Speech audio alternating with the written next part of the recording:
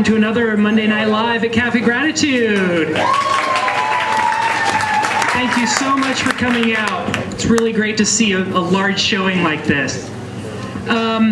If you haven't yet, or if you don't know about it, we have a sign-up sheet up front here for our newsletter. Yes, right there floating around for our newsletter. Please take a moment, sign up. That will give you notices of upcoming speakers, which includes a brief 5-minute video or an audio interview with them so that you know kind of what they're about, what they're going to be speaking about, as well as videos of previous speakers. And we've got the entire videos posted online for all the other speakers that you might have missed. If you are watching the video, you can also go to Shea's website, which should be right about here on the video. For all of you out here, there's some postcards right there. Grab one of those. Those have the URL on it. Also on the back of that is a coupon for a little bit off of your first session at Shea's office. If you don't know who Shea is, come back next week. She'll be here. She's the usual MC. Tonight, I would like to introduce Laura Bruno. Laura is a life coach, a medical intuitive, an animal communicator, and a Reiki master teacher.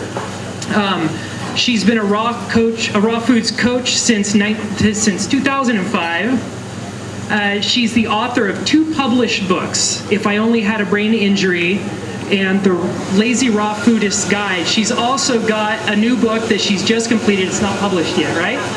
It's not out yet. It's actually a novel. I don't even know what that's called, but maybe you'll tell us a little bit about it. Her topic for tonight is the strangest and most common things seen by a medical intuitive. So please put your hands together for Laura Bruno.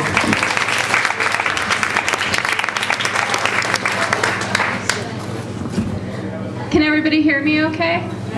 Okay. Well, I just want to say thank you to Stephen and thank you to Shea, even though you're not here. And thank you to Cafe Gratitude for hosting this wonderful event. I think this is such a great thing that you guys have going, and this is just my favorite restaurant, so really wonderful love. Keep it coming. It's great.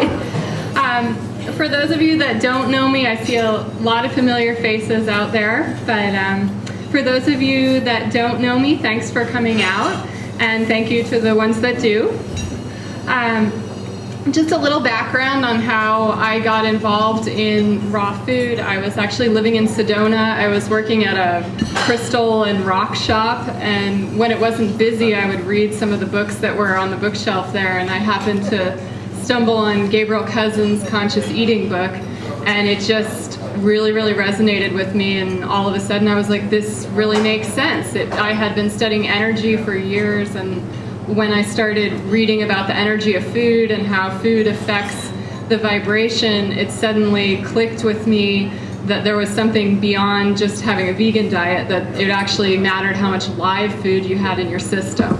So that was back in 2004, and always being somebody that kind of winds up helping people, I found myself doing raw food coaching when I was actually pretty new to it, but there wasn't that much information out there then, and just noticed in people's lives how much their lives started changing, even if they didn't really go 100% raw, just by having them start having more and more of the greens in their diet and more chance to really start connecting with the energy of their food. And gradually that grew into a life coaching business, and my medical intuitive business got a lot broader based. So that's just a little background on the raw food aspect.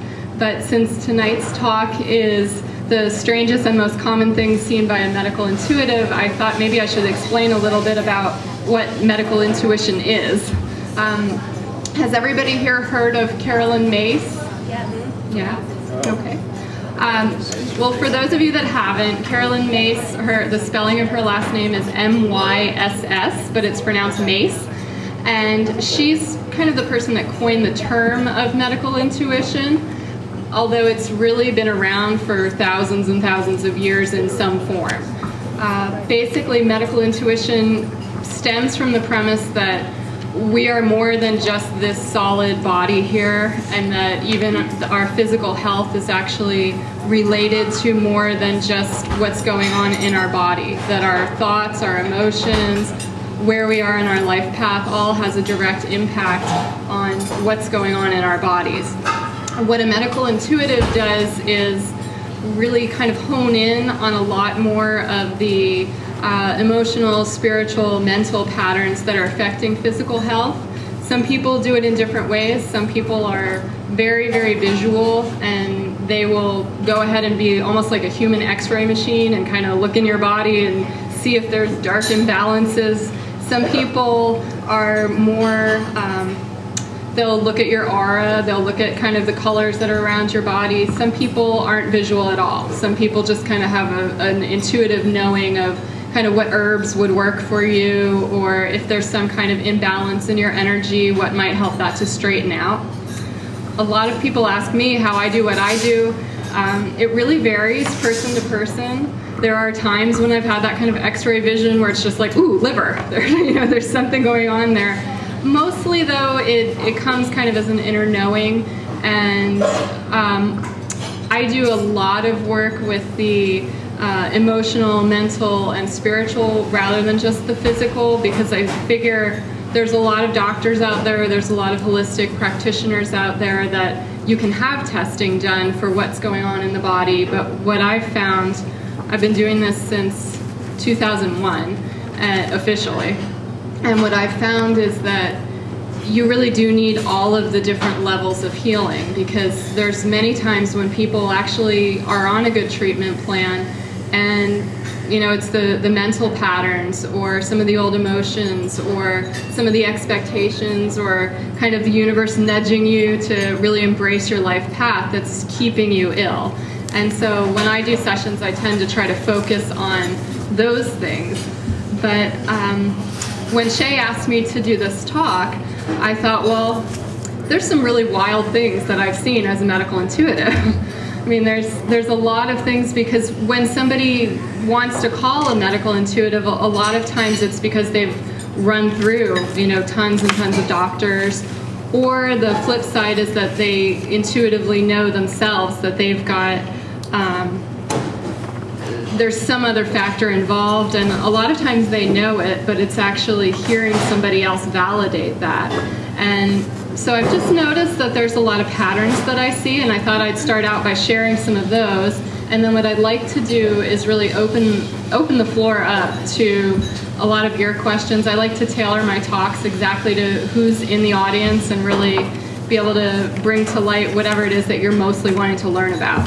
So since a lot of people here, this is Cafe Gratitude after all, I'm assuming that a lot of people here at least have a passing interest in raw foods.